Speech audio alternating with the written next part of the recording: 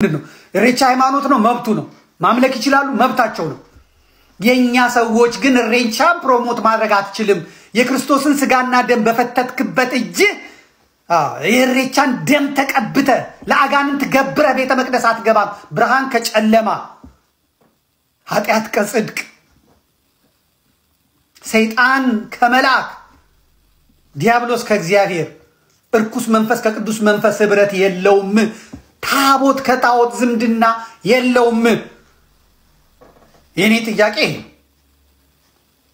እነዚህ አብይ አህመድ የቀጠራቸው ሽመልስ አብዲሳ የቀጠሯቸው የፖለቲካ ሃይማኖት አራማጆቹ እነ በላይ መኮንን ሌቦቹ ዘራፊ ገፋፊ ቄስ አሰዳቢ ኦርቶዶክስ አሰዳቢ አንገት አስደፊ እስር ቤት ቁጭ ብሎ ያየኝ ነው አሁን እግዚአብሔር ዋጋውን ሰጠው ኦርቶዶክስን አዋረደ አንገቷን አስደፋለው ብሎ ተነሳ ደም አፋሰሰ ከጃዋር መሐመድ ጋር ሆኖ ተበተበ እግዚአብሔር ሁለቱን በተናቸው ጃዋርን ቋንጃውን አንገቱን ወገብ ዛላውን ቆምጦ ዛሬ ብቻውን የሚያወራ አደረገው በላይም ደሞ ዞ አዋርዶ ኢትዮጵያውያንን ቢያታልል ይፈቱት ነበር ዓለም አቀፍ ድርጅት ዶላር ይዞ አታሎ ሊበላ ሆዳም ከርሳ እግዚአብሔር ቀጣው ዛሬ ቢጫ ለብሶ እስር ቤት ይመላለሳል አይ መዳንያለ አያንተ ስራ አይ ቅዱስ ቤተ ክርስቲያን እንዴ አምላክሽ አይ ኢትዮጵያ አምላክሽ ረስንቱን አሳየን እንደው መዳንያለ እና ሬቻ ባዳም ልኮ ነው የምንለው ለዚህ ሬቻ ባዳም ልኮ ነው የእምነቱን ስም ደግሞ ዋቄፈና ይባላል ዋቃው እና አቴቴ የሚባሉት ደግሞ የእምነቱ አማልክት ናቸው አማልክቶች ናቸው ሁለት ናቸው ዋቃው የወንድ ጾታ ነው ያለው አቴቴ ደግሞ የሴት ጾታ ነው ያላት እና አቴቴ ዱላ አቴቴ ግንቢ ይባላል ያርሱ አመቤት ምናምን ይባላል አሁን የነ አዳሪቻው ያርሱ አመቤት እነዚህ ዋቃና አቴቴ ይባላሉ ማለት ነው የእምነቱ አይነቱ ሲጠየቅ የኦርቶዶክስ አለ የእምነቱ አይነት የካቶሊክ አለ ሁለት ባህሪ አንድ ባህሪ እንደምንለው የአይሁድ አንድ አምላክ እንደምንለው የዋቄፈና እምነቱ ደግሞ ሁሉን አቀፍ ሁሉን አሳታፊ ባህላዊ አፈታሪካዊ የባዕድ አምልኮ እና ይሄን የባዕድ አምልኮ የሆነውን ሬቻ ባዕድ አምልኮም እንኳን ባይሆን አምልኮ ነው ከኦርቶዶክሳዊት ወይም ደግሞ ከክርስትና አምልኮ የተለየ ራሱን ይቻል አምልኮ ነው ስለዚህ የጠቅላይ ቤተ ክህነት ስራ አስኪያጅ ሆነው አቡነ ሰዊሮስ እዛው በመገኘታቸው ብዙ ምዕመናን ተቆጥቷል ተከፍቶባቸዋል እንዳባት ለማክበር በጣም ተቸግረናል ምክንያቱም ሊገኙ አይገባም ነበርና እርሶን ተከትሎ ሌሎችም ካህናት ሄደዋል እርሶን ተከትሎ ብዙ ወጣቶች ከበሮ ይዘው ሲዘምሩ ተመልክተናል ይሄ ለምምድ ነገ ወዲያ ያስኬደናልና መምህራን እንደዚህ መናገር መቻል አለባችሁ መምህር ዘመድኩን ይሄን በማድረጉ እኔ በጣም ደስተኛ ነኝ ሌሎች መምህራን ይወጡ መናገር መቻል አለባችሁ እናንተስ ምን ትላላችሁ መናገር አለባችሁ ጳጳሳትን ተው ማለት የሚገባቸው እነዚህ አይነት መምህራኖች ናቸው የሚል ሐሳብ አለኝ እናንተ ሐሳባችሁ በዙሪያ ምንድነው ነው ጳጳሳት ሲያጠፉ ዝም ነው ማለት ያለብን እኔ ይሄ ጉዳይ ትክክል አይመስለኝምና ተው ሊሉ ይገባል ቢያንስ መምህራኑ እየወጡ በአደባባይ ጥፋታቸውን ሊናገራቸው ይገባል እንግዲህ መምህራን መገሰጽ እንዳለባቸው መገሰጽ አለባቸው ማለት ነው ዘመድኩን ይቀጥላል አሁንም እስኪ እንስማው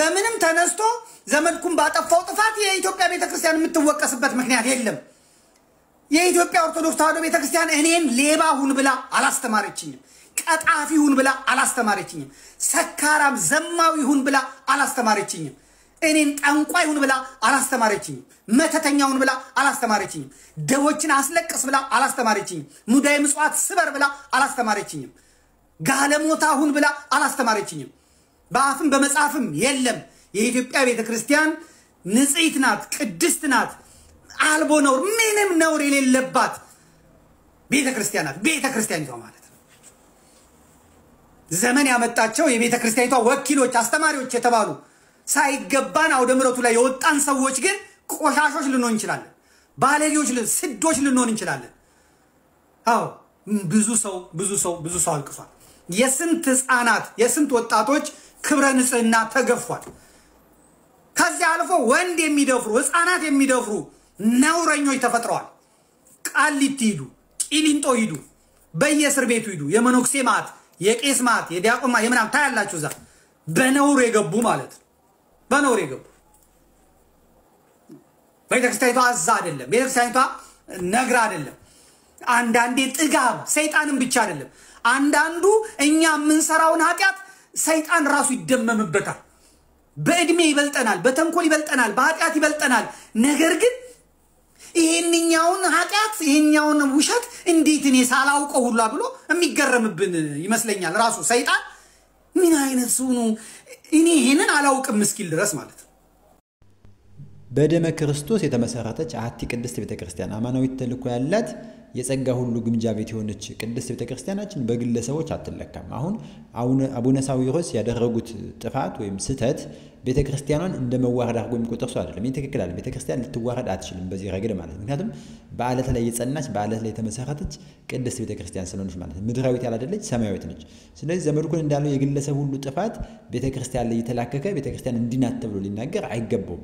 አባቶች ከእንዲህ ያለ ጥፋት ግን እንዲታረሙ መምህራን አሁንም ቢሆን እየወጣችሁ እንድትናገሩ እንፈልጋለን። ምክንያቱም ጥፋትን ሲያጠፉ ጳጳሳት ሊያርም የሚችል መምህራን ስለሆነ ማለት ነው። ጥፋታቸውን እያሳወቀ ምክንያቱም መምህር ማለት ወመገሰጽ ነው። መስበክ ብቻ ሳይሆን መገሰጽ መዝለፍ ይገባልና ማለት ነው። ይሄንን በማድረጉ ነው ደግሞ ለዘመድኩን ትልቅ ክብር አለኝ። በእውነት ዘመድኩን እንዲህ ያለው ነገር በድፍረት በእውነት ስለሚናገር እየተሳደበ አይደለም ግን እየነቀፈም ሳይሆን እንዲታረሙ እንዲያስተካክሉ እየመከረ ማለት ነው። እስኪ እንቀጥል ደግሞ ቢኒያም የዞረበት ሰው አቡነ ሳዊሮስ ለምንድን ነው በዛ ቦታ ላይ የተገኙት? ቡራኬው ይደረሰን ለምንድን ነው የተገኙት?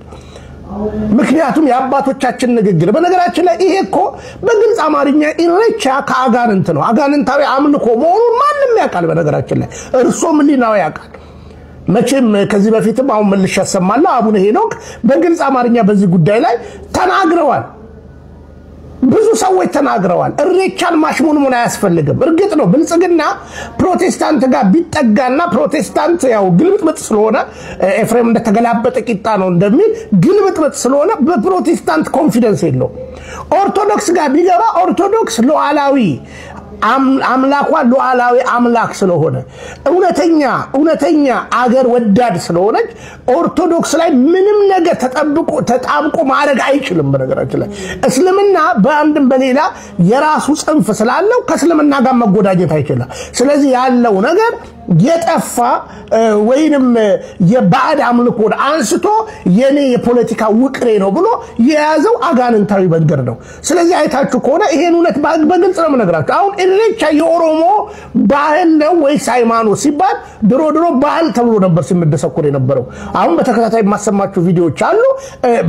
ቀጥታ ተወላጆቹ መቼም እኔም 25% ኦሮሞ ነኝ። በነገራችን ላይ ኢሬቻ ባዕድ አምልኮ ነው። ስለዚህ አምልኮ ነው ሃይማኖት ነው ካሉ ሃይማኖት ደግሞ ግራውንድ ሊኖረው ይገባል።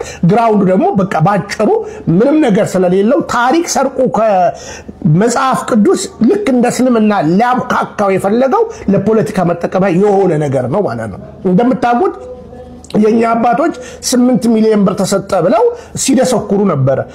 በአዲስ አበባ ብቻ ለአልባሳት ብቻ በአዲስ አበባ ሰራተኞች ወይዘሮ አዳነች አቤቤ 275 ሚሊዮን ብር ነው የመደበችው። ያ ብቻ እንደመስላችሁ ለ10,000 ሰዎች ከአዲስ አበባ ጅቡቲ ድረስ የባቡር ስጦታ የነጻ ትራንስፖርት ተዘጋጅቷል። መሰል ነገሮች በዚህ ጉዳይ ላይ ከ1 ቢሊዮን ብር በላይ ወጥቷል። በእርግጥ ለሃይማኖት ለምንድን ነው የሚሆነው? በነገራችን ላይ ይሄ ሃይማኖት የኦሮሞ ህዝብን አይወክልም። በነገራችን ላይ በግልጽ አማርኛ ነው የምነግራችሁ። ፖለቲካው ነው እንዲወክሉ የሚያደርገው። ምክንያቱም በስታቲስቲክ ብታዩ በኢትዮጵያ ውስጥ ያሉ የኦሮሞ ተወላጆች ማጆሪቲው ኦርቶዶክስ ተዋህዶ ነው። ይሄ በ97 የነበረው ጥናት ማየት ትችላላችሁ። ማጆሪቲው ቀጥሎ ደግሞ እስልምና ነው ያለው፣ ቀጥሎ ደግሞ ፕሮቴስታንት ነው ያለው። ዋቄፈና የሚባለው እምነት በዚህ ታሪክ ውስጥ ምንም አይነት ፐርሰንት የለውም በነገራችን ላይ።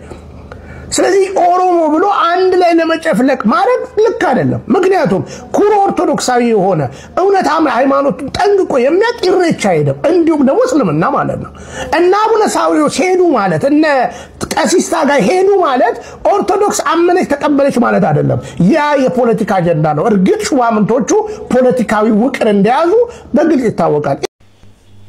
ወንድማችን ዘመድኩን በቀለም ሲያነሳ የነበረው ይሄንን ነው እነዚህ ሰዎች ሄዱ ማለት ኦርቶዶክስ ቤተክርስቲያን ሌላ አምልኮ ወይም ደግሞ ሌላ ሂደት ውስጥ ገባች ማለት አይደለም ለሌላ ሰው ሊታይ የሚገባው የተለያየ ምስል ይፈጥራል በርግጥ ዳሁ ግን አይደለም አንድኒ ሰውዬ አጠቃላይ ጳጳሳቱ እንኳን ቢሄዱ እንኳን ሲያለነው እንደዛ ተብሎ የሚታሰብ አይደለምና አቡነ ሳዊሮስ መሄዳቸው እጅግ በጣም አሳዝኖናል እኔ ምናልባት ነገ ወዲያ የሄዱበትን ምክንያት ይገልጹልን ምንም ምክንያት አይኖራቸውም ግን እንደው በይፋ ይቅርታ ቢጠይቁ ልጆች አጥፍቻለሁኝ ድጋሚ ከእንዲያለው ቦታ አልሄድም ብለው ቢሉ መኛለሁ እኔ በግሌ ማለት ነው ያደርጉታል ብዬ ባልጠበቅም ግን ይሄን ነገር እስከማድረግ መሄድ መቻል አለባቸው አንደኛ ልጆቻቸውን አሳዝነዋል የመንገው ጠባቂ ሆነው የሚጠብቁት እረኛ ሆነው እሳቸው በጎቻቸውን ካዘኑ ይቅርታ ሊጠይቁ ይገባል እንዲያለው በኩል ማይድ አይገባም ማለት ነው ቤተክርስቲያን ስንት ሲደርስ ባዝም ያሉ ሰዎች ናቸው እስኪ እንመልከተው ይሄን ቪዲዮ